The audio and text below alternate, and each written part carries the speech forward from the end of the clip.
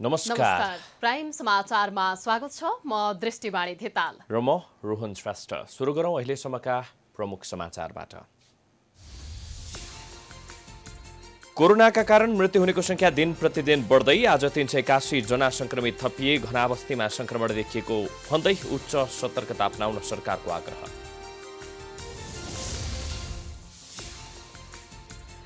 कोरोनाका कारण जताततै आतंक, फेरि लकडाउनको त्रासमा मजदुरहरू। संक्रमणको जोखिम बढेपछि सिंहदरबार प्रवेशमा कडाई, नियन्त्रणका लागि के गर्ने भन्नेमा सरकार अन्योलमा।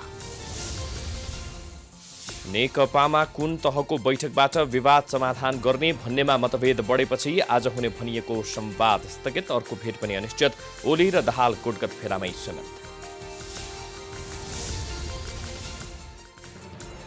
जनताका समस्या समाधानतर्फ सरकार केन्द्रित हुन नसकेको भन्दै प्रतिपक्ष दलहरू रुष्ट। कांग्रेस र जसपाद्वारा भ्रष्टाचार गर्न छोडेर कोरोना विरुद्ध ठोस कदम चाल्न चेतावनी। काठमाडौँमा सडक विस्तार आयोजना फेरि अगाडि बढ्यो। जनप्रतिनिधिले शक्तिको आडमा जबरजस्ती घर भत्काएको भन्दै बालाजु बाइपास सडक खण्डमा स्थानीयको आन्दोलन।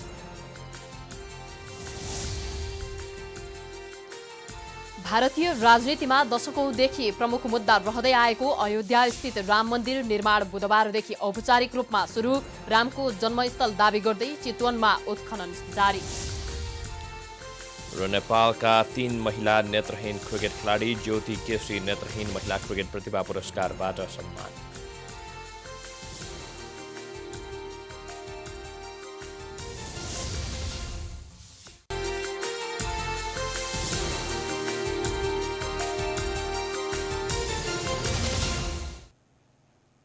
अब समाचार विस्तारमा। नेपालमा थप 2 जना कोरोना संक्रमितको मृत्यु भएको पुष्टि भएको छ। त्यसैगरी आज मात्रै 381 जना नयाँ संक्रमित थपिएका छन्। पछिल्लो दिनमा घना बस्ती भएका ठाउँमा कोरोना संक्रमण धेरै देखिएको भन्दै उच्च सतर्कता अपनाउन सरकारले आग्रह गरेको छ। 24 घण्टामा नेपालमा थप 381 जनामा कोरोना भाइरस संक्रमण पुष्टि भएको छ। बुधबारको नियमित प्रेस ब्रिफिङमा स्वास्थ्य मन्त्रालयका प्रवक्ता डाक्टर जागेश्वर गौतमले काठमाडौँका 57 र ललितपुरका 5 सहित 381 जनामा कोरोना संक्रमण पुष्टि भएको जानकारी दिए। यो सँगै नेपालमा कोरोना संक्रमितको कुल संख्या 21390 पुगेको छ। यस्तै पछिल्लो 24 घण्टामा 130 जना संक्रमण मुक्त भएका छन् भने हालसम्म कोरोना संक्रमण निको हुनेको कुल संख्या 15156 पुगेको छ। कोरोना संक्रमित थप 2 जनाको मृत्यु भएको छ। मन्त्रालयका अनुसार मृत्यु हुनेमा पर्साको पोखरिया 9 का 18 वर्षीय किशोरी र वीरगञ्ज 5 का 46 वर्षीय पुरुष रहेका छन्। यस्तै वीरगञ्ज 5 का 46 का पुरुषको साउन 21 गते अस्थायी कोभिड अस्पतालमा उपचारका क्रममा मृत्यु भएको हो। अहिलेसम्म मृतकको संख्या 60 पुगेको छ। नेशनल मेडिकल कलेज वीरगञ्जमा स्वाब नमुना सङ्कलन गरी नारायणी अस्पतालको प्रयोगशालामा जाँच गर्दा उनमा कोभिड-19 कोरोना पुष्टि भएको हो। अर्को पर्सा जिल्ला वीरगञ्ज महानगरपालिका 5 बस्ने वर्ष 46 का पुरुषको मिति 2077 साउन 21 गते बिहान 6 बजे अस्थायी कोभिड अस्पतालमा दुःखद निधन भएको छ। यो सँगै निधन हुनेको संख्या 60 पुगेको छ। अहिले देशभरिका अस्पतालमा 6173 जना संक्रमित उपचाररत रहेका छन्। प्रवक्ता डाक्टर गौतमका अनुसार प्रदेश नम्बर 1 मा 312, प्रदेश नम्बर 2 मा 2622 र बागमती प्रदेशमा 785 जना संक्रमित आइसोलेसनमा उपचाररत रहेका छन्। यस्तै गण्डकी प्रदेशमा 272, प्रदेश नम्बर 5 मा 340, कर्णाली प्रदेशमा 292 र सुदूरपश्चिम प्रदेशमा 1551 जना उपचाररत रहेका छन्। संक्रमित मध्ये 6174 जनाको उपचार भइरहेको छ। देशभरिका क्वारेन्टाइनमा 9925 जना रहेका छन्। घना बस्ती भएका ठाउँमा कोरोना संक्रमण धेरै देखिएको छ। त्यसैले आफन्तलाई जोगाउनका लागि जिम्मेवार बन्दै जनस्वास्थ्यका मापदण्ड र सावधानी अपनाउन मन्त्रालयले आग्रह गरेको छ। अत्यावश्यक काम बाहेक घर बाहिर नजान, अनिवार्य मास्क लगाउन र भौतिक दूरी कायम गर्न मन्त्रालयले विशेष अनुरोध गरेको छ। तरकारी वा खाद्यान्न पसलमा जाँदा वा कार्यालयमा एक अर्को व्यक्तिसँग कम्तीमा 2 मिटर दूरी कायम गरौँ। यी ठाउँहरूमा हामीले धेरैले हेलचेक्राइ गर्यौं भने हाम्रो माध्यमले संक्रमण घर परिवार छिमेकी सबैमा सर्छ। घर वा कार्यालय पस्दा कुनै पनि बाहिरी वस्तु वा सामान छोएपछि वा खाना खानु अघि साबुन पानीले मिची कम्तीमा 20 सेकेन्डसम्म हात धुने गरौँ। कतिपय कोरोना संक्रमितमा लक्षण नदेखिने भएकाले सबैबाट सजग रहन मन्त्रालयले आग्रह गरेको छ। आफ्नै परिवारका सदस्य, साथीभाइ लगायतबाट पनि जोखिम हुन सक्ने भएकाले सबैसँग उच्च स्वास्थ्य सतर्कता अपनाउन मन्त्रालयले आग्रह गरेको छ। यसैबीच मोरङमा बुधबार मृत्यु भएका 2 जनामा कोरोना संक्रमण पुष्टि भएको छ। कोशी अस्पताल विराटनगरको आइसोलेसन कक्षमा मृत्यु भएका विराटनगरका पुरुष र अस्पताल ल्याउने क्रममा बाटोमा नै मृत्यु भएका रङ्गेली नगरपालिकाका पुरुषमा कोरोना संक्रमण पुष्टि भएको हो। विराटनगर महानगरपालिका 9 का 45 वर्षका पुरुष मंगलबार राति अस्पताल भर्ना भएका थिए। उनको बुधबार दिउँसो 1 बजे मृत्यु भएको थियो। कलेजोको गम्भीर समस्या भएका उनी मंगलबार राति उपचारका लागि अस्पताल भर्ना भएका थिए। त्यस्तै रङ्गेली नगरपालिका 8 दरवेशाका 45 वर्षका पुरुषको भने अस्पताल ल्याउने क्रममा बुधबार बिहान 10:30 बजे मृत्यु भएको थियो। कोरोनासँग मिल्ने लक्षण देखिएपछि स्वाब संकलन गरेर कोशीको प्रयोगशालामा परीक्षण गराउँदा संक्रमण पुष्टि भएको हो। बुधबार 2 जनाको मृत्यु भएसँगै प्रदेश नम्बर 1 मा कोरोनाका कारण मृत्यु हुनेको संख्या 4 पुगेको छ। यता संक्रमणका कारण काठमाडौँमा 1 जनाको मृत्यु भएको छ। बलम्बुस्थित सशस्त्र प्रहरीको अस्पतालमा उपचाररत सर्लाही 6 मलङ्गवाकी 65 वर्षीय महिलाको पनि मृत्यु भएको हो।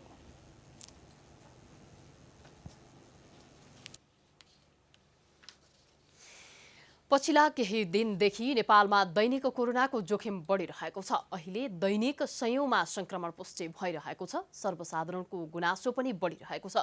तर नियन्त्रणमा भने सरकार गम्भीर बन्न सकेको छैन। 2076 चैत्र 25 मा प्रधानमन्त्री केपी शर्मा ओलीले कोरोना भाइरसको संक्रमण रोकथाम र उपचारमा सरकार, राजनैतिक दल र सबैको संयुक्त कमान्डका रूपमा संघीय सरकारले सञ्चालन गरेको कोरोना रोकथाम र नियन्त्रण व्यवस्थापन केन्द्र सीसीएमसीले युद्धस्तर र समन्वयात्मक रूपमा काम गरिरहेको उल्लेख गरेका थिए। तर कोरोना भाइरस नियन्त्रण नभई यसको जोखिम दैनिक बढिरहेको छ। कोरोना भाइरसको संक्रमण झन बढ्दै गएपछि स्वास्थ्य तथा जनसङ्ख्या मन्त्रालयले रोकथामका लागि 3 वटा समिति गठन गरेको थियो। तर त्यसले आफ्नो काम प्रभावकारी रूपमा गर्न सकिराखेको छैन। अहिलेसम्म केवल भाषण र योजनामा मात्रै सीमित भएको छ। मानिसको भिडभाड र चहल पहल बढेसँगै जोखिम पनि बढेको छ। सरकारले कोरोना नियन्त्रणका लागि प्रभावकारी काम नगर्दा लामो समयसम्म पनि जोखिम कायमै रहेको सर्वसाधारण बताउँछन्। सरकारले आफै नै गरिरहेछ, अहिले सत्ताकै लागि गरिरहेछ, आफू बुझ्छ जनताको लागि केही गरेको छैन। हामी त सुरक्षित सधैँ छैनौँ होइन, किनभने गभर्मेन्ट धेरै नै वास्ता गरिरहेको छैन। गभर्मेन्टले यसरी अहिलेको बेलामा सब पब्लिक ट्रान्सपोर्ट खोल्नु होइन, अब अरूहरूलाई जथाभावी हिँड्न दिनु भनेको राम्रो होइन। रिस्ट्रिक्सन्स लाउनुपर्छ, केही होइन, इम्पोर्टेन्ट छ। तर पनि अब गभर्मेन्टले खोइ किन वास्ता नगरे थाहा छैन। शुक्रराज ट्रपिकल तथा सरुवा रोग अस्पतालका प्रवक्ता डाक्टर अनुप वास्तोलाले कोरोना संक्रमित बढेको अवस्थामा परीक्षण घटेको देख्न स्वाभाविक भएको बताएका छन्। उनले जोखिम भएको क्षेत्रको पहिचान गर्दै उपचार गर्न सरकारले तत्परता देखाइरहेको पनि बताएका छन्। उनले जोखिम बढेकाले पर्याप्त स्रोत र तथ्याङ्क भए मात्रै कोरोना नियन्त्रण गर्न सहयोग हुने भनाई राखेका छन्। त्यो क्षेत्रबाट आएका व्यक्तिसँग कन्ट्याक्ट भएका अथवा कन्ट्याक्ट थाहा नभएका केही व्यक्तिहरू काठमाडौँमा भेटिएको अवस्था हो। अब यी क्षेत्रहरूमा समुदायमा संक्रमण छ कि छैन भनेर पहिचान गर्नको लागि अघि मैले भने जस्तै ऱ्यान्डम स्याम्पलिङहरू, पिसिआरहरू गर्न सकिन्छ भने, अर्को समुदाय स्तरमा कहाँसम्म संक्रमण फैलिएको छ जस्तै दृष्टिमा अथवा अरूतिर शङ्का लाग्छ भने त्यहाँ चाहिँ हामीले सेरो प्रिभ्यालेन्स भन्छौँ, रगत गरेर कति व्यक्तिहरूमा त्यो संक्रमण विरुद्ध शक्ति पनि त्यसलाई हामीले चाहिँ अध्ययन गर्न छ।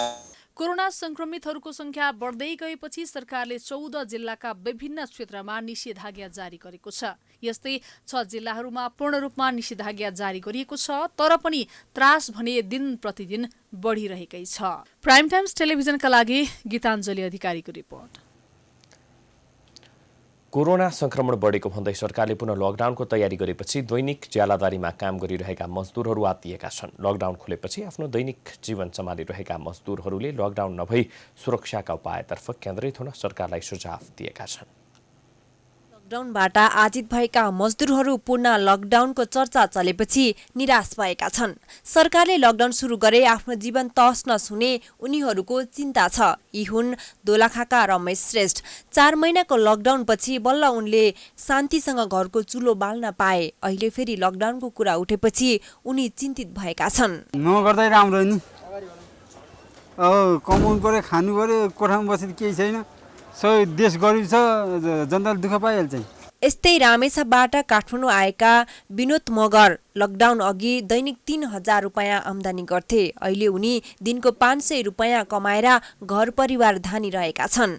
उनले 4 महिनाको घर भाडा समेत दिन सकेका छैनन्। घरपेटीले बारम्बार घर भाडा दिन दबाब दिइरहेको छ।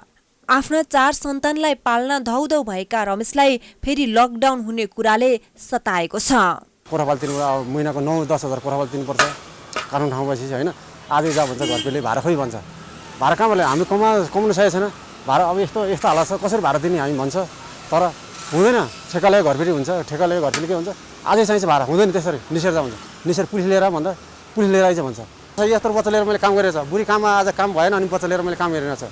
कोठाबालमा दिनको दिन कोठाबाल माग्छ दिनको दिन कोठाबालमा हामी कहाँबाट लिएर दिने काम छैन दाम छैन फेरि लकडाउन थप्छ भनिरहेछ हामी कसरी बाँध्ने कसरी गर्ने। यस्तै पाल्पाबाट आएका लोकेन्द्र परियार लकडाउनले आफूहरूको रोजीरोटीमा समस्या हुने बताउँछन्। अब हामीहरू अब सधैँ अब यहीँ बसिराख्ने होइन यहीँ गरेर चाहिँ खाइराख्ने मान्छेहरूलाई अब ठ्याप्पै चाहिँ बन्द भइसकेपछि हामीलाई चाहिँ अब कामहरू पनि भएन। कामहरू नभइसकेपछि अब हामीलाई अब यहाँ रोजीरोटी गर्न नै गाह्रो भयो। अब हामीलाई खाना नै गाह्रो भयो भनौँ न होइन। अनि बाहिर निस्किन नै अब नमिल्ने भइसकेपछि अब हामीले काम चाहिँ कहाँबाट पाउनु अनि कामै नपाइसकेपछि अब हामीलाई यहाँ बसेर चाहिँ अब काम गर्न जुनै पनि समस्याहरू चाहिँ आइरहेको थियो।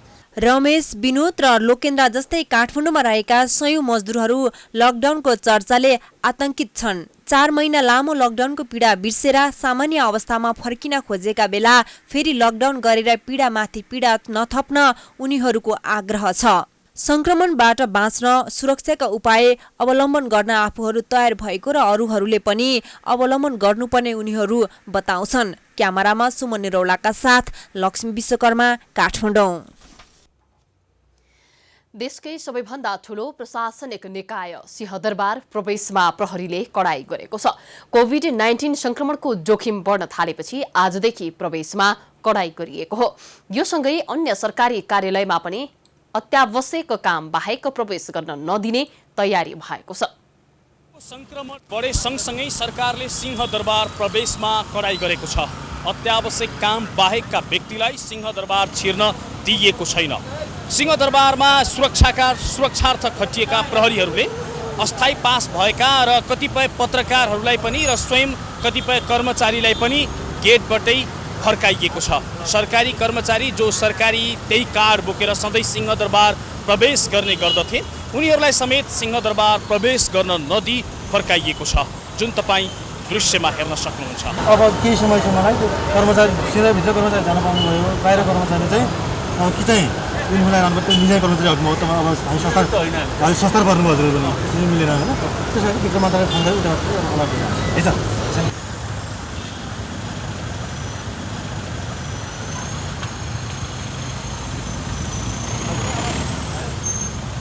मात्रै अहिले छिर्नु मिल्ने यहाँभित्रको कर्मचारीको लागि मात्रै होइन।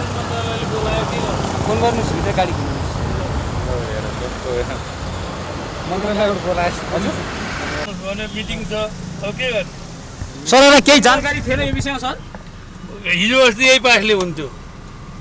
हिजो अस्ति हामी नागरिक उड्डयन प्राधिकरणको हो, नागरिक उड्डयन प्राधिकरणको पासले हामी जान मिल्थ्यो। अब पर्यटन मन्त्रालयले बोलाउँछ कामको लागि, अब यहाँ रोकिदिनुहुन्छ। अब के गर्ने? आज अहिले चाहिँ के कामको लागि छिर्दै हुनुहुन्थ्यो सर? अहिले पर्यटन मन्त्रालयबाट मिटिङ भनेर कल भयो 4 बजे आइपुग्नु भनेर। अनि यो विषयमा केही जानकारी तपाईँहरूलाई सिंहदरबार छिर्न रोक्या भन्ने थिएन? थिएन। बिना सूचना सिंहदरबार प्रवेशमा रोक लगाइँदाखेरि कैयौं व्यक्तिहरू जो सिंहदरबारमा विशेष काम बोकेर आएका थिए उनीहरू अलपत्र परे र बीच बाटोबाट उनीहरू फर्किएका छन्। सिंहदरबारको सुरक्षार्थ बसेका प्रहरीहरूले उनीहरूलाई गेटबाटै फर्काइदिएका छन्। सप्लायरको कार्ड लिएर छिर्न नपाउने भनिसकेपछि अब हामी त फर्किनु पर्यो होइन। अब हामी सिंहदरबारमा सप्लाईको कामहरू गर्छौँ।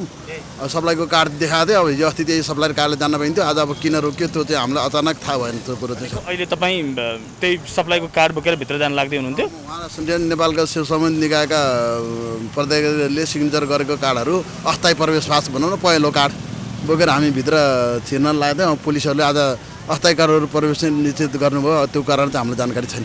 धमाधम सरकारी कार्यालयमा काम गर्ने कर्मचारी प्रहरीहरूमा कोरोना भाइरसको संक्रमण देखिन थालेपछि सिंहदरबार प्रवेशमा सरकारले कडाई गरेको छ र सरकारी कार्ड लिएर पनि सिंहदरबारभित्र प्रवेश गर्न नपाइने व्यवस्था बनाएको छ। बुधबारबाट आकस्मिक रूपमा सिंहदरबार प्रवेश गर्न रोक लगाइएको विषयमा हामीले गृह मन्त्रालयका प्रवक्ता चक्रबहादुर बुढालाई सोधेका छौं, यो निर्णय किन गरियो भनेर।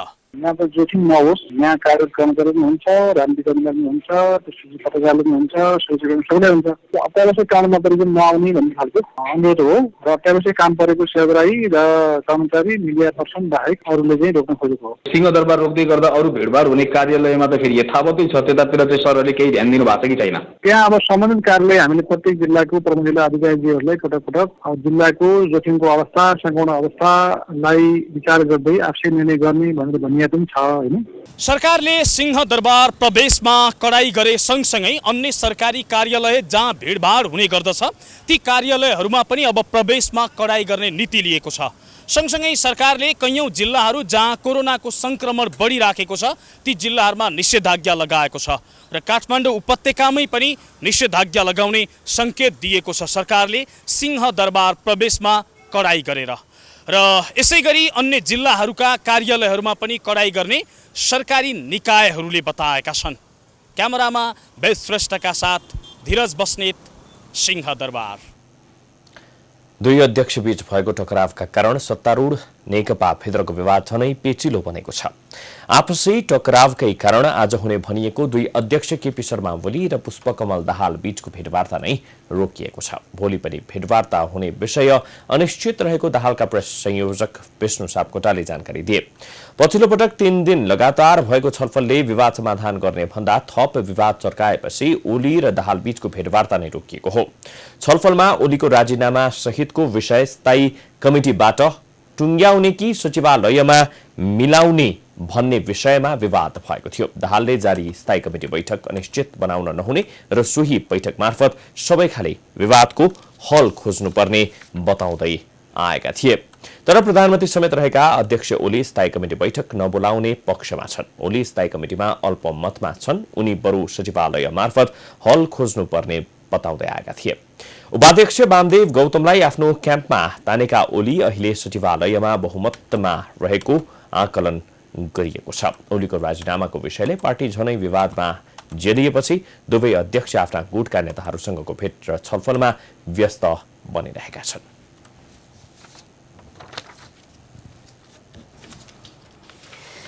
बुधबार दिउँसो 4:30 बजे काठमाडौँ उपत्यकामा भुइँचालोको धक्का महसुस भएको छ। राष्ट्रिय भूकम्प मापन केन्द्रका अनुसार ललितपुर बंगलामुखी आसपास केन्द्रबिन्दु बनाएर भुइँचालो आएको हो। केन्द्रका अनुसार 3.5 म्याग्निट्युडको भुइँचालो आएको हो। भूकम्पले कुनै पनि मानवीय वा भौतिक क्षति भएको विवरण प्राप्त भएको छैन। उपत्यकामा मंगलबार राति 11:40 बजे पनि भुइँचालो गएको थियो। मापन केन्द्रका अनुसार मंगलबार राति 2.7 म्याग्निट्युडको भुइँचालो गएको हो।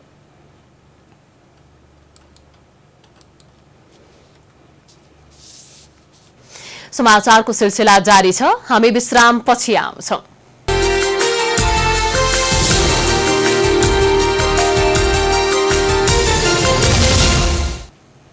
विश्रामपछि पुनः स्वागत छ। अब बाँकी प्रसंग। प्रमुख प्रतिपक्षी दल नेपाली कांग्रेसले नेपाल कम्युनिस्ट पार्टी नेकपा नेतृत्वको सरकारले जनताको समस्या समाधान गर्न नसकेको जनाएको छ। करिब 2/3 मत प्राप्त बलियो सरकारले समृद्धिको यात्रा तय गर्न सकेको छैन नै महामारीमा पनि भ्रष्टाचारमा लिप्त भएको प्रतिपक्षी दलहरूको आरोप छ। सरकारप्रति आक्रोशित बन्दै गएको नेपाली कांग्रेसले यो समयमा न त सडकमा नै जान पाउँछ न त संसदमा आवाज उठाउन। सरकारको काम कारबाही जनताले पनि प्रश्न उठाइरहेका बेला कांग्रेस तथा प्रतिपक्षी दलहरूले सरकारको कडा आलोचना र सरकारका कामको विरोध गर्न सकेका छैनन्। यद्यपि सरकारका कामहरूप्रति भने असन्तुष्ट छन्। सरकारले पछिल्लो समय ल्याएको अध्यादेशदेखि कोरोना नियन्त्रणसम्म सरकार निरन्तर चुकिरहेको कांग्रेसको दाबी छ। त्यसो त केही समय अगाडि सरकार असफल बन्दै गएको र असफल बन्नुको कारण सहित कांग्रेस प्रस्तुत भएको थियो। प्रमुख प्रतिपक्षी दल भए पनि ओलीको एकलौटी निर्णयले संसदमा उठाउन खोजेका विषय पनि हराउँदै गएका छन् भने सडक आन्दोलनलाई पनि कोरोनाले रोकेको छ। तर सरकारले गरेका कोरोना न्यूनीकरणदेखि भ्रष्टाचारीलाई कारबाही गर्ने भन्दा प्रश्रय दिने काम गरेको कांग्रेसको आरोप छ। केपी ओलीले प्रधानमन्त्री हुने वैधता गुमाइसक्नु भएको छ। उहाँ चाहिँ प्रधानमन्त्रीका रूपमा चाहिँ उहाँले चाहिँ मर्यादा पनि कायम गर्न सक्नु भएन। हामीले निरन्तर रूपमा सरकारप्रति सन्तुष्ट हुने त कुनै ठाउँ नै पाएका छैनौँ र सरकार हामीले फेर्न पनि सक्दैन। त्यसैले यो सरकारका रूपमा यसलाई केपी ओलीको नेतृत्वको सरकारलाई मूल्याङ्कन गर्दा यो पूर्ण रूपमा असफल भयो। यसले कोभिडको नेतृत्व गर्न पनि सक्दैन। आज कोभिडको प्रभाव जुन स्थितिमा आएको छ त्यो चाहिँ मैले गर्दा पनि होइन, अरू सामान्य जनताले गर्दा पनि होइन, त्यो प्रधानमन्त्री र यो सरकारका कारणले यो स्थितिमा आएको। त्यसो त कोरोना न्यूनीकरण तथा नियन्त्रणमा चुकिरहेको र गरेको खर्च पनि पारदर्शी नभएको भन्दै इनफ इज इनफ नामक सामाजिक सञ्जालको स्वतन्त्र ग्रुपले आन्दोलन पनि गरिरहेको छ। अर्कोतिर यही विषयलाई लिएर अनसन पनि जारी छ। यो महामारीमा सरकार यसैको नियन्त्रणमा लाग्नुपर्ने सट्टा अयोग्य व्यक्ति, अनुभव नभएका र सरकारले नै कालो सूचीमा राखेका व्यक्तिलाई लगानी बोर्डको सिइओ जस्तो पदमा नियुक्त गरेकोमा काङ्ग्रेसको असन्तुष्टि छ। सरकारलाई त्यो व्यक्ति नैतिक हिसाबले पतन भएको छ कि, असल छ कि होइन, त्यो प्राज्ञिक हिसाबले योग्य छ कि होइन, त्यो चाहिँ यो पर्फर्मेन्सको हिसाबले योग्य छ कि, सरकारले त्यसको आधारमा मूल्याङ्कन गर्ने नै होइन। त्यो चाहिँ नेकपाको मान्छे हो कि होइन या ओली गुटको मान्छे हो कि होइन, जम्मा योग्यताको आधार नै त्यति मात्रै हो। अब त्यो योग्यता पुरा गरेको मान्छेले चाहिँ अब त्यो पुरस्कार प्राप्त गर्ने भयो। नेकपाको झगडा नै मिलाइदिने मान्छेको दाइले त नियुक्ति पाइहाल्छ नि। कति बेला अर्बौंको गन्जागोल हिसाब त कति बेला कालो सूचीमा रहेका व्यक्तिलाई देशको ठूलो अर्थतन्त्रको एउटा हिस्सा बनाइनुले काङ्ग्रेसले मात्र होइन आम नागरिकले पनि सरकारको कामलाई त्यति रुचाएका छैनन्। अझै यस्तो बेलामा पनि सत्तारूढ दलभित्रको खिचातानीले सरकार झन बढी असफल हुँदै जाने आकलन गर्न थालिएको छ। पार्टी एकतापछि जनता समाजवादी पार्टीको पहिलो केन्द्रीय कार्यकारिणी समितिको बैठक बुधबारबाट काठमाडौँमा सुरु भएको छ। ललितपुरको बालकुमारी स्थित तुलसीलाल प्रतिष्ठानको सभा हलमा बसेको बैठकको पहिलो दिन परिचयात्मक कार्यक्रम भएको थियो। उक्त बैठकमा केन्द्रीय कार्यकारिणी समितिका 51 जना सहभागी छन्। बैठक अन्तर्गत बिहिबारबाट पार्टीको वैचारिक, राजनीतिक, सांगठनिक, सांस्कृतिक कार्यदिशाका बारेमा छलफल हुने पार्टीका नेता मनिष सुमनले जानकारी दिनुभएको छ। त्यस्तै उहाँले बैठकले पार्टीको ठोस रणनीति तथा कार्यक्रम निर्धारण गर्ने पनि बताउनु भएको छ। सुमनले कोरोना नियन्त्रणका लागि प्रत्येक घरका व्यक्तिहरूको पीसीआर परीक्षण गर्नुपर्ने पार्टीको धारणा रहेको उल्लेख गर्नु भएको छ। आफ्नो सल्लाहको लागि हिजो बोलाउनु भएको थियो, त्यसमा हाम्रो आदरणीय अध्यक्ष महन्त ठाकुरजीले बुन्दागत रूपमै सल्लाह र सुझाव सरकारलाई दिएर आउनु भएको छ। ती भनेको हामी एक घर एक पीसीआर टेस्ट गर्नुपर्दछ। यो रोकथाम नियन्त्रणको लागि छिटोभन्दा छिटो तपाईलाई जाँचमा सहजता अपनाउनु पर्दछ। कोरोना भनेको अब समुदायमा फैलिसकेको एउटा संक्रमण जस्तै लाग्दैछ। विदेशमा रहेका हाम्रा अल्पत्र साथीहरूलाई नेपाल ल्याउँदा क्वारेन्टाइनमा बस्नै पर्ने बाध्यात्मक व्यवस्था गर्नुपर्दछ। यो समस्या कुनै एउटा दल विशेषको, कुनै एउटा सरकार विशेष मात्रको होइन। तत्कालीन समाजवादी पार्टी नेपाल र राजपा नेपाल बीच एकीकरण भएपछि जनता समाजवादी पार्टी बनेको हो। उक्त पार्टीमा अध्यक्षद्वय महन्त ठाकुर र उपेन्द्र यादव हुनुहुन्छ। बैठक केही दिन चल्ने समाजवादीले जनाएको छ।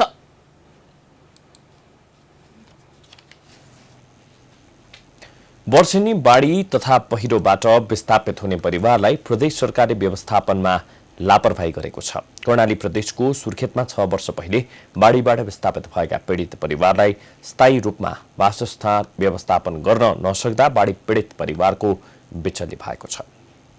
सुर्खेतका बाढी पीडित परिवारले 6 वर्ष बितिसक्दा समेत घरबास नपाउँदा कष्टकर जीवन जिउन बाध्य भएका छन्। 2071 सालको बाढीबाट प्रभावित पीडित परिवारहरू अहिले पनि सुर्खेतका विभिन्न ठाउँमा अस्थायी बसोबास गर्दै आएका छन्। बाढीबाट विस्थापित परिवारले स्थायी बसोबासका लागि सरकारको पटक पटक ध्यानाकर्षण गराए पनि सुनवाई हुन सकेको छैन। पीडित परिवारले स्थायी बसोबासका लागि व्यवस्थापन गर्न सरकारसँग माग गरेका छन्। आफ्नो आफ्नो मान्छेलाई कुर्सीमा राख्ने, हामी जस्तै यस्तै फालिने, केलाई जनता बना, केलाई नेता बनाएको त्यसलाई हामीले। कि हामी मान्छे हैनौँ कि जनावर हौँ? जनावरको अझै पनि उ छ क्या, इज्जत छ। गली कुकुरको पनि इज्जत छ कि हाम्रो इज्जत छैन क्या अहिले पालमा। किन हामी मान्छे हैनौँ? हामीलाई खान मन लाग्दैन, हामीलाई भोक लाग्दैन, तिर्खा लाग्दैन, हामी पनि मान्छे हौँ त। त्यसो सरकार बनाएन हामीले, त्यो सरकार हामीलाई पनि दिनु पर्यो। हामी यस्तो आँसु थपाए चुहाए त्यसो बसेर हामी आँसु थपाए चुहाएर हाम्रो बालबच्चा छन्, यी साना नानी छन् हामी त खटाल बस्छ यिनले भन्छन्। यता हालसालै मात्रै वीरेन्द्रनगर नगरपालिका 1 स्थित बाङ्गे सिमलकी पार्वती सुनुवारको 13 गते रातिको वर्षाले घर भत्काउँदा परिवारको बिचल्ली भएको छ। दैनिक ज्याला मजदुरी गरेर 5 जना छोरीहरू पालन गर्दै आएकी सुनुवारको वर्षाका कारण कच्ची घर भत्किँदा परिवारको बिचल्ली भएको हो। 8 वर्ष पहिले श्रीमानको निधन भएपछि आफूसहित 6 परिवारको खर्च दैनिक ज्याला मजदुरी गरी टार्दै आएकी थिइन्। कोरोना संक्रमणका कारण काम ठप्प भएको अवस्थामा बाढीले घर भत्काउँदा पार्वतीको परिवारमा थप समस्या परेको छ। 5वटा छोरी छन्। एउटा महिला श्रीमान हुनुहुन्न, बितेको 8 वर्ष भइसक्यो। एउटा बच्चा छ, कुबिले भ्यालीमा हालेको छु। 4टी अब 3टी अरू घरै छन्, काम गर्न नसक्ने। यिनकै पनि अब छोरीहरूलाई अन्त काम गर्न जान अब गाह्रै छ। छोरा मान्छे जस्तो हुन्नन्। दैनिकहरू म लेबरी काम गर्न जान्छु, लेबरी काम गर्छु मैले। बाढी पीडितको परिवारको बारेमा स्थानीय सरकार समेत निरह बनेको छ। आफूलाई आवश्यक अधिकार र पर्याप्त बजेट नभएकोले सोचे जस्तो काम गर्न नसकेको वडा अध्यक्षको भनाइ छ। ठाउँ ठाउँ आवजात गर्न नि बन्द भएको ठाउँमा मैले त्यो बस्तीलाई मुख्य पहल गर्ने र त्यो होम पाइप हाल्ने, त्यसपछि बाटो बनाउने काम हिजो मात्रै गरेर सकेको छु। त्यस्तै गरी यस्तो दैनिकी चाहिँ अब एकदम बढी गरिबी बस्ती र दलित बस्ती पनि भएको कारणले यहाँ एकदम गाह्रो छ काम गर्न। र यो काम गर्न मात्रै नभएर अब सहयोग गर्न पनि त्यति हामीलाई त्यो अधिकार नभएको कारणले हामी केही जे जति सक्छौँ आफ्नो व्यक्तिगत र वडाबाट विपदको खातामा केही पैसा राखेर र त्यहीबाट हामी बढीमा 10,000 दिन सक्छौँ। यस वर्ष पनि कर्णाली प्रदेशका विभिन्न जिल्लामा बाढी तथा पहिरोका कारण धेरैको ज्यान गएको छ भने 100 घर परिवार विस्थापित भएका छन्। प्रदेश सरकारले भने विस्थापित परिवारलाई उद्धार र पुनर्स्थापनामा लागेको जनाएको छ। बाढी पहिरोबाट, प्राकृतिक विपत्तिबाट घरबार विहीन भएकाहरूको यकिन गरेर उहाँहरूलाई स्थानीय सरकारसँग समन्वय गरेर पूर्वाधार विकास कार्यालय, हाम्रा जिल्लाहरूमा पूर्वाधार विकास कार्यालय छन्। पूर्वाधार विकास कार्यालय मार्फत हामीले 1-1 लाख रुपियाँ आवासका निम्ति, घरका निम्ति उपलब्ध गराउने, प्रति घर परिवार 1 लाख रुपियाँ उपलब्ध गराउने निर्णय हिजो मात्रै क्याबिनेटले निर्णय गरेका छौँ। खाना उपलब्ध 3 महिनाका लागि परिवार सङ्ख्या हेरेर हामीले खाना उपलब्ध गराउने भनेर निर्णय पनि गरेका छौँ। 3 महिनाको लागि पर्याप्त हुने गरी हामी। कर्णाली प्रदेश सरकारले बाढी तथा पहिरो पीडित परिवारका लागि व्यवस्थापन गर्न थुप्रै योजना बनाए पनि वास्तविक बाढी पीडित परिवारलाई योजनाले प्रभाव पार्न सकेको छैन। पीडित परिवारका नाममा योजना पनि बने, बजेट पनि निकासा भए, तर पीडित परिवारको पीडामा मलम लाग्न सकेन। पीडित परिवारको व्यवस्थापनमा प्रदेश सरकारले ठोस योजना ल्याउन जरुरी छ। सरकारवाला निकायको छिटो भन्दा छिटो यसतर्फ ध्यान जान जरुरी छ। प्राइम्स टाइम्स टेलिभिजनका लागि क्यामेरामा रेशम प्याकुरेलका साथ खगेन्द्र सुनार, कर्णाली प्रदेश, सुर्खेत। वर्षौंदेखि विवादमा रहेको बालाजु बाइपास जोड्ने सडक खण्डको मर्मत कार्य सुरु भएको छ। मंगलबार उक्त सडक खण्डमा डोजर लगाई बाटो फराकिलो पार्ने काम सुरु भएसँगै विरोध पनि चर्किएको छ। अन्यायपूर्ण तरिकाले सडक विस्तार गर्न खोजिएको भन्दै स्थानीयले विरोध गरेका हुन्। काठमाडौँ महानगरपालिका वडा नम्बर 16 स्थित बालाजु 22 धाराको हो। यो सडक अस्तव्यस्त भएको, वर्षौं बितिसक्दा समेत बेवास्ता गरिएको सडक अहिले फराकिलो बनाउनुको साथै मर्मत कार्य थालिएको छ। सडक निर्माण कार्यका लागि त्यस सडक खण्डका वरपरका घरहरू भत्काई फराकिलो पार्नुपर्ने र स्थानीयहरूको विरोधका कारण रोकिएको थियो। बालाजुको बाइपास क्षेत्रमा सडक मिचेर बनाइएका केही घरहरू मंगलबार सुरक्षाकर्मी राखेर भत्काउने काम भयो, तर स्थानीयहरू विरोधमा उत्रिएका छन्। यसअघि पनि सडक विस्तारको प्रयास नभएको पनि होइन, तर घर धनीले सर्वोच्चमा मुद्दा हालेर डोजर चलाउन मुस्किल हुँदै आएको थियो। मंगलबार गाई जात्राको दिन सो घर भत्काएर सडक विस्तारका लागि मार्ग प्रशस्त गरिए पनि अवरोधको प्रयास जारी छ। अर्थात् पीडित भनिएकाहरू र केही अभियन्ताले बुधबार डोजर लगाइएको क्षेत्र तथा बालाजु प्रहरी चौकीको अगाडि प्रदर्शन गरेका छन्। उनीहरूले जनप्रतिनिधिको शक्तिको आडमा जबरजस्ती घर भत्काइएको भन्दै चर्को विरोध गरेका थिए। उनीहरूले विभिन्न नारा अंकित प्लेकार्ड बोकेर विरोध गरेका छन्।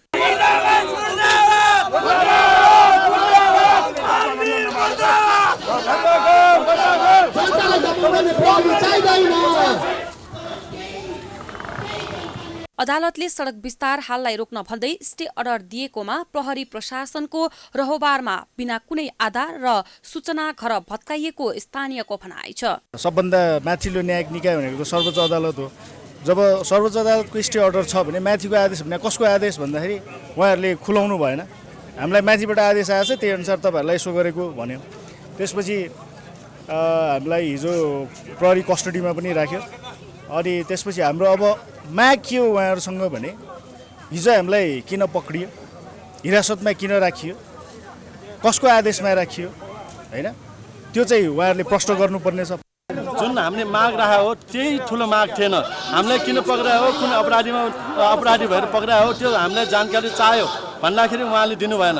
अनि स्टे अर्डर भएको घरमा चाहिँ जो चलाउने आदेश कसले दियो त्यो पनि भन्न चाहेन। अनि पुलिसको दायित्व संविधान पालन गर्नु पनि हो कि होइन भन्दाखेरि त्यो पनि जवाबदेही भएन। यो प्रहरीले के को लागि यहाँ बसिरहेको, जनताको जीवधनको सुरक्षा दिनलाई बसायो कि जनताको जीवधन लुट्नलाई? अदालतको आदेश विरुद्ध घर भत्काउन लागेको भन्दै मंगलबार विरोधमा उत्रेकाहरूलाई प्रहरीले नियन्त्रणमा लिएको थियो। त्यसक्रममा केही स्थानीय घाइते समेत भएका थिए। रोजेर 4 बजे ल्याएर पुलिस फोर्स लगाएर त्यहाँ आयो। अनि म माथि बसिरहेको थिएँ, घरमै बसिरहेको सभा गरिरहेको थिएँ। अनि पुलिसहरू आयो, के आएको भनेको घर भड्काउन आएको भन्छ। अनि यो स्टे अर्डर भएको घरलाई कसरी भड्काउनु भनेको होइन, माथिको आदेश त भन्छ। कसको आदेश देखाउनुहोस् भन्दाखेरि देखाउँदैन। आदेश नदेखाइकन म आदेश नदेखाइकन म चाहिँ यहाँबाट चाहिँ भड्काउनु दिन्न भनेर भन्ने मलाई लछार पछार गऱ्यो हेर्नुहोस्। यहाँ लछार पछार गरी यहाँ खाऊ, यहाँ खुट्टामा खाऊ हेर्नुहोस्। यहाँ टाँकै चुडिया छ, टाँकै चुडिया यसो कठार समातेर ल्यायो, मलाई लछार पछार गरे।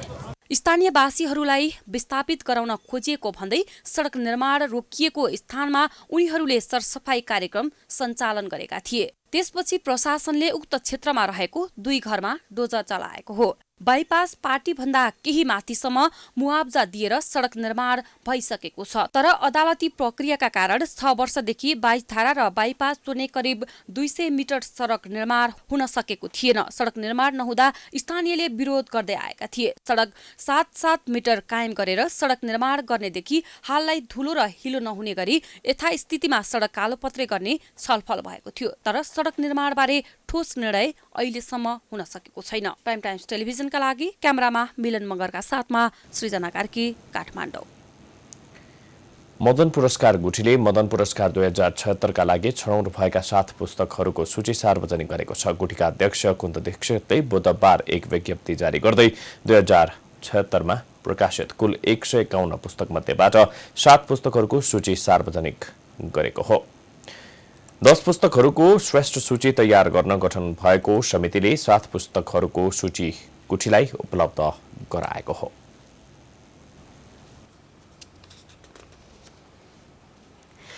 गत सोमबार लगानी बोर्डको प्रमुख कार्यकारी अधिकृतमा सुशील भट्टको नियुक्ति भएपछि यति बेला चौतर्फी रूपमा सरकारको आलोचना भइरहेको छ। प्रधानमन्त्री केपी शर्मा ओलीले प्रधानमन्त्रीको पद सम्हाले लगतै भ्रष्टाचार, अनियमितता र तस्करको मुखै नहेर्ने घोषणा गरेका थिए। तर विभिन्न निकायमा नियुक्तिमै प्रधानमन्त्री ओली चुकिरहेका छन्। डडेलधुराका सुशील भट्ट पेसाले इन्जिनियर हुन्, तर उनी सप्लायर्स व्यवसायका रूपमा समेत क्रियाशील छन्। विभिन्न आयोजनामा विदेशी ठेकेदार र लगानीकर्ता ल्याएर अलपत्र छाड्ने बिचौलियाका रूपमा परिचित भट्टलाई पछिल्लो समय सरकारले लगानी बोर्डको प्रमुख कार्यकारी अधिकृत सीईओ बनाएसँगै सरकारकै चर्को आलोचना भइरहेको छ। हामीले नियुक्तिसँगै उब्जिएको विवादबारे उनी भट्टलाई प्रश्न राख्दा अहिले मौन नै बस्ने हो कि बोल्ने भन्ने बारे धारणा बनाउँदैछु भन्दै हामीलाई दिएको यो जवाफ पनि सुनौ। अहिले दिपक अरियालजी भन्नुभयो होइन? हजुर सर। मैले अहिले केही बोलेकै छुइनँ, म अहिले प्रोसेसमै छु होइन। डिसिजनहरू फर्मलाइज हुँदैछन् होइन, देख्नुभयो होला है। हजुर, मैले यसो नम्बर सेभ गर्छु। हजुर सर, त्यति भने यसो सर, मैले चाहिँ हजुरको जुन धारणा त होला नि सर, अब यसरी आइरहेको कुराहरू छ कि साथी होइन, विभिन्न सञ्चार माध्यममा म अहिलेसम्म क्वालिटी छु कि त्यसमा म बोल्छु। कहिले बोल्नुहुन्छ सर? आज अब म अहिले एकैछिन व्यस्तै छु। हजुर, फोन गर्छु। फोन गर्नुहुन्छ सर मलाई? हजुर, दाई सुशीलसँगै नेपाली सेना र प्रहरीको हात हतियार खरिदको ठेक्कापट्टा हुँदै हाइड्रो क्षेत्रका व्यवसायी बनेका भाइ दीपक भट्टको राजनीतिक भूमिका समेत यति बेला विवादमा आएको छ। अधिकांश आयोजनाहरूमा भ्रष्टाचारका कुराहरू सुनिने, समयमा सम्पन्न नहुने, लागत अस्वाभाविक रूपमा बढ्ने गरेका कारण भट्ट दाजुभाइ निरन्तर विवादमा रहेका छन्।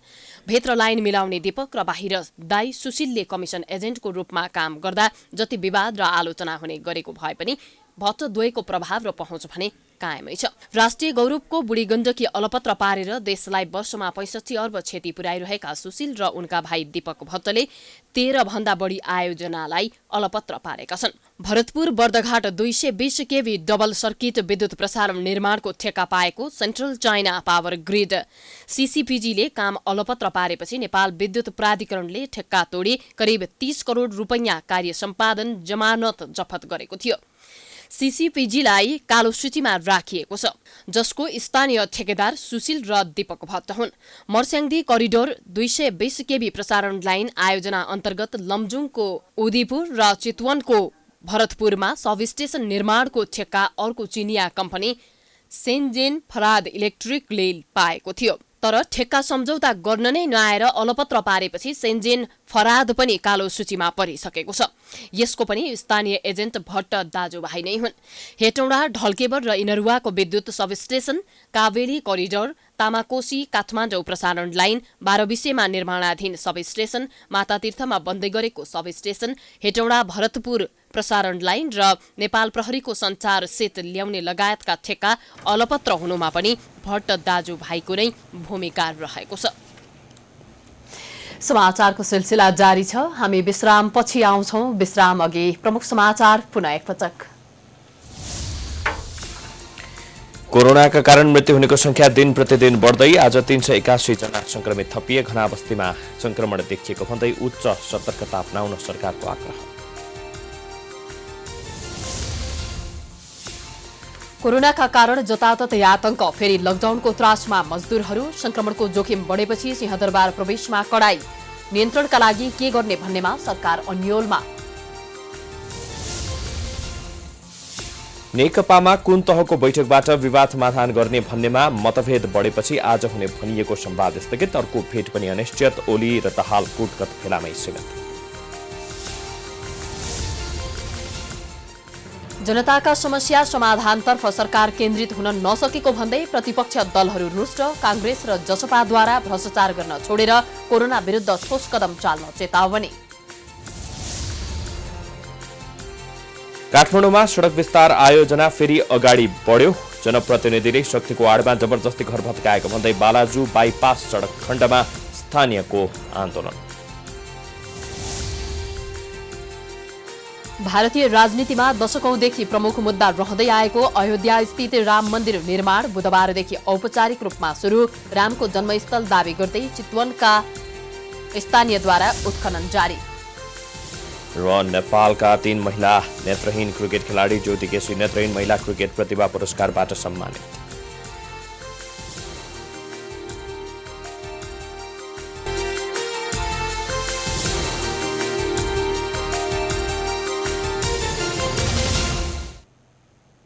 विश्रामपछि पुनः स्वागत छ। अब अन्तर्राष्ट्रिय समाचार।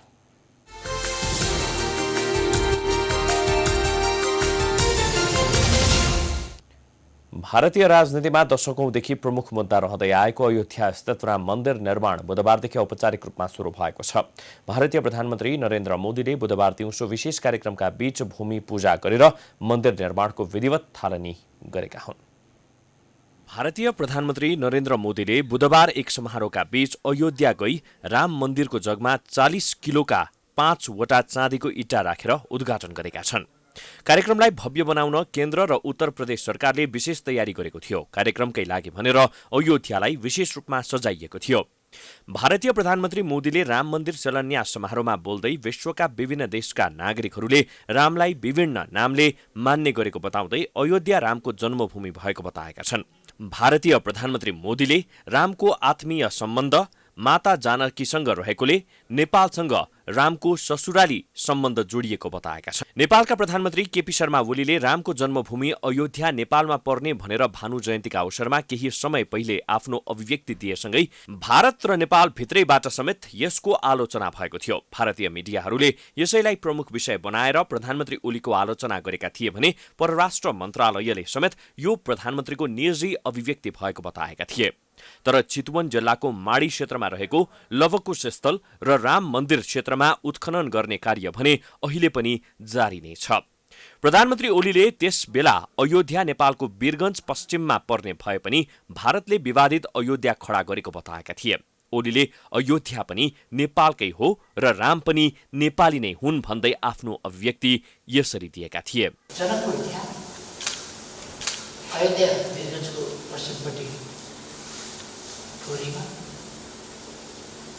वाल्मीकि आश्रम र दशरथबाट सन्तान नभएपछि उत्कृष्ट यज्ञ लगाउने पण्डितजी रेडीका पण्डित श्रृंगार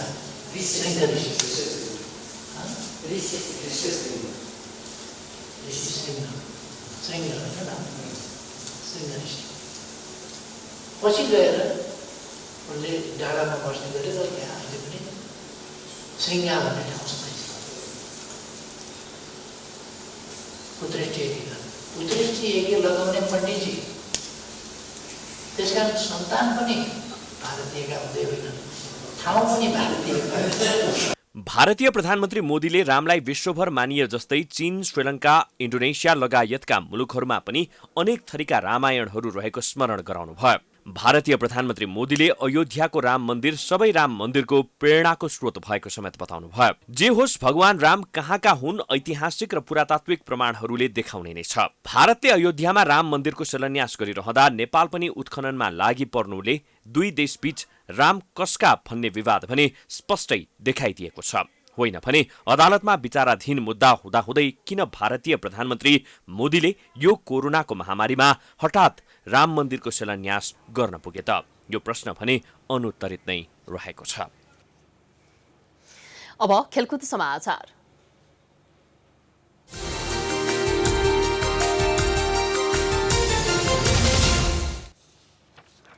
नेपालका 3 महिला नेत्रहीन क्रिकेट खेलाडी ज्योति केसी नेत्रहीन महिला क्रिकेट प्रतिभा पुरस्कारबाट सम्मानित भएका छन्।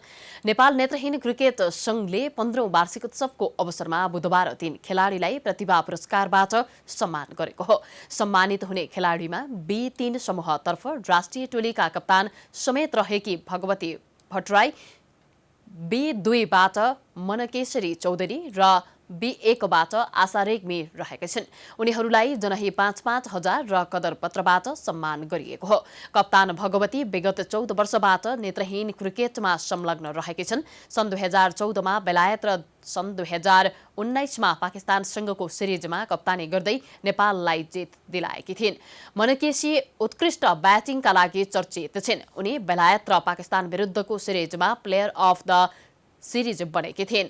आशा पनि 14 वर्षबाट नेत्रहीन क्रिकेटमा रहेकी छिन्। सन् 2019 मा पाकिस्तान विरुद्धको सिरिजमा उनले उत्कृष्ट प्रदर्शन गरेकी थिइन्।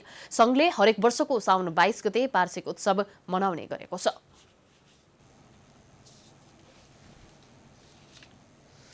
यो सँगै हामी समाचारको अन्त्यमा आइपुगेका छौं। जाँदा जाँदै प्रमुख समाचार पुनः एकपटक।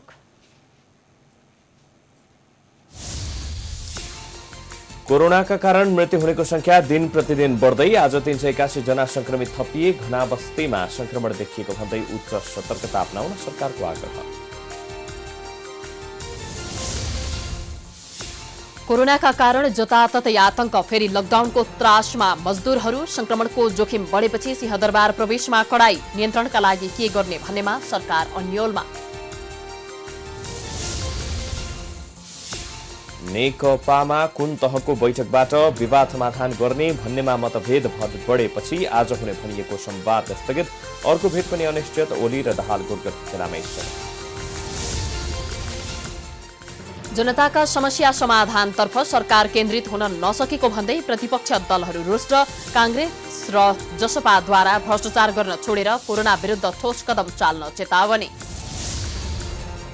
काठमाडौँमा सडक विस्तार आयोजना फेरि अगाडि बढ्यो। जनप्रतिनिधिले शक्तिको आडमा जबरजस्ती घर भत्काएको हुँदै बालाजु बाइपास सडक खण्डमा स्थानीयको आन्दोलन।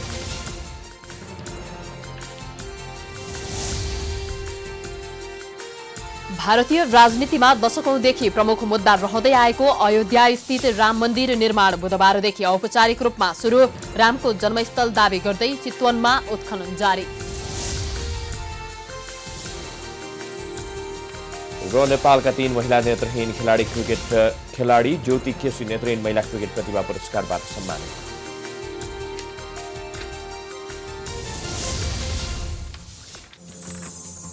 समाचार अहिलेलाई सकियो। यसपछिको प्रस्तुति जनता जान्न चाहन्छन् ऋषि धमलाको साथ।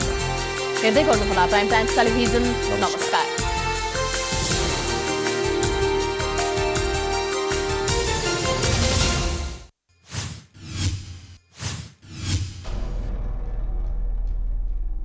This is Times Broadcasting Networks.